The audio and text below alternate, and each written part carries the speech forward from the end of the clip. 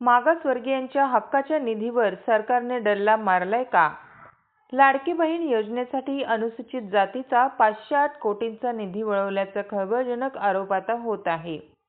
याच मुद्द्यावरून आज मुंबईतील आझाद मैदान भीमगर्जनेने दणाणून सोडले। मुंबईचे ऐतिहासिक आझाद मैदान आज पुन्हा एकदा निळ्या वादळाने व्यापून गेले होते।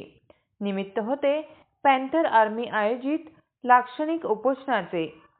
पुरोगामी महाराष्ट्रात मागासवर्गीयांच्या विकासासाठी असलेला 508.75 कोटी रुपयांचा निधी मुख्यमंत्री माझी लाडकी बहीण योजनेसाठी वळवण्यात आल्याचा आरोप पॅन्थर आर्मीने केला आहे।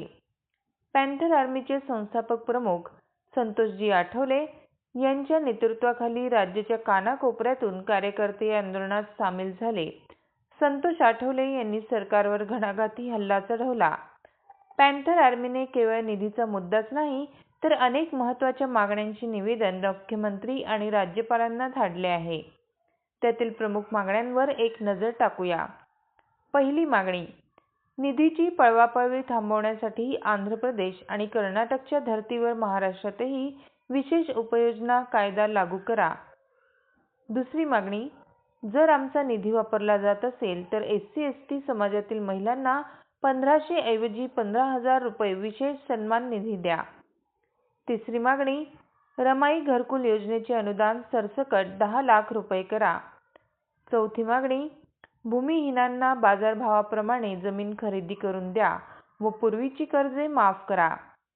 पाचवी मागणी, 2026-27च्या जनगणनेत स्वतंत्र OBC व भटक्या जाती विमुक्त जमातीची जातनिहाय जनगणना करा। दरम्यान सामाजिक न्यायमंत्री संजय शिरसाट यांनी पॅन्थर आर्मीच्या शिष्टमंडळाला चर्चेसाठी पाचारण केले। यावेळी मंत्र्यांनी 508 कोटींचा निधी आणि इतर मागण्यांबाबत सकारात्मक निर्णय घेण्याचे ठोस आश्वासन दिले। मंत्र्यांच्या या शब्दावर विश्वास ठेवून संतोष आठवले यांनी तुर्तास उपोषण स्थगित केले आहे।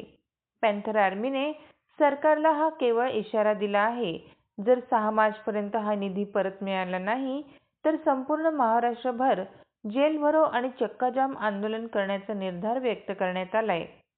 या आंदोलनात उमेश जामसंडेकर महाराष्ट्र प्रभारी, अरुण जी मेढे महाराष्ट्र प्रदेश अध्यक्ष, महेंद्र वाघमारे प्रदेश कार्यकारी समिती प्रमुख, अमोल कुरणे राष्ट्रीय संघटक, ज्योतिताई झरेकर महाराष्ट्र प्रदेश अध्यक्ष महिला आघाडी, लक्ष्मीकांत कुंबळे प्रदेश संघटक, ॲडव्होकेट किरणराव मोरे प्रदेश उपाध्यक्ष, मच्छिंद्र रुईकर कोल्हापूर जिल्हाध्यक्ष, आशा मोरे पालघर जिल्हाध्यक्ष, नितेश कुमार दीक्षांत जिल्हा महासचिव कोल्हापूर आदींच्यासह बहुसंख्य कार्यकर्ते उपस्थित होते। आज या ठिकाणी पॅन्थर आर्मी स्वराज्य क्रांती सेनेच्या वतीनं मुंबई आझाद मैदान या ठिकाणी 27 फेब्रुवारी रोजी आम्ही बेमुदत हल्लाबोल आंदोलन विविध प्रश्नाच्या करिता केलो होतो। खास करून महाराष्ट्र राज्याची जी काय मुख्यमंत्री लाडकी बहीण योजना आहे, ही योजना केवळ राजकीय स्वार्थासाठी या राज्य सरकारनं चालवलेली आहे आणि ही योजना चालवत असताना या सरकारनं अनुसूचित जाती उपयोजनेचे साधारणपणे 508 कोटी रुपये वर्ग करण्यात आलेले आहेत। याच्या निषेधार्थ म्हणून आम्ही या ठिकाणी हे आंदोलन पुकारण्यात आलं होतं आणि खास करून दरवर्षी आपण आझाद मैदान येथे अर्थसंकल्पीय अधिवेशनाच्या पार्श्वभूमीवर पॅन्थर आर्मी आंदोलन करीत असते। लोकसंख्येच्या प्रमाणामध्ये आम्हाला निधी देण्यात यावा, दरवर्षी जो निधी आहे तो खर्च करण्यात यावा आणि राहिलेला जो निधी आहे तो पुढील वर्षासाठी कॅरी फॉरवर्ड करण्यात यावा आणि याच्यासाठी कर्नाटक आणि आंध्र प्रदेश सरकारने जसा कायदा केला आहे अशा कायद्याची या ठिकाणी महाराष्ट्र सरकारनं सुद्धा अंमलबजावणी करावी अशा पद्धतीची मागणी, त्याचबरोबर खास करून भूमिहीनांचा जो विषय आहे कर्मवीर दादासाहेब गायकवाड सबलीकरण स्वाभिमान योजना यातल्या काही जाचकाठी आहेत, या जाचकाठी रद्द कराव्यात। अण्णासाहेब पाटील आर्थिक विकास महामंडळाच्या धर्तीवर महात्मा फुले विकास योजना आणि सर्वच मागासवर्गीयांच्या ज्या महामंडळ आहेत ह्यांना व्याज अनुदान योजना जाहीर करावी अशा आणि त्याचबरोबर सध्याची जी जातनीय जनगणना आहे ही जातनीय जनगणना OBCची आणि भटक्या विमुक्तांची जातनीय जनगणना करावी। त्याचबरोबर UGC जे बिल आहे या UGC बिलाचं समर्थन करण्यासाठी या ठिकाणी पॅन्थर आर्मीने हे आंदोलन पुकारलं होतं। या संदर्भात शिक्षकांची भेटला काय चर्चा झाली आणि काय त्यांनी आश्वासन आताच एक 10 मिनटापूर्वी या ठिकाणी आंदोलकाचं एक शिष्टमंडळ विधिमंडळामध्ये विधानभवनामध्ये गेलं होतं.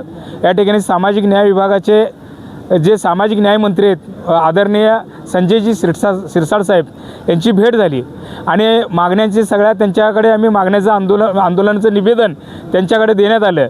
तर त्यावर त्यांनी अशी प्रतिक्रिया दिली की ह्या ज्या तुमच्या सगळ्या मागण्या आहेत ह्या मी स्वतःच मागण्या करतो आहे आणि तुमच्या सगळ्या मागण्याचं आश्वासन आणि मागण्यांची पूर्तता करण्यासाठी मी अभिवचन तुम्हाला देतो आहे, असं त्यांनी आश्वासन या ठिकाणी दिलेलं आहे.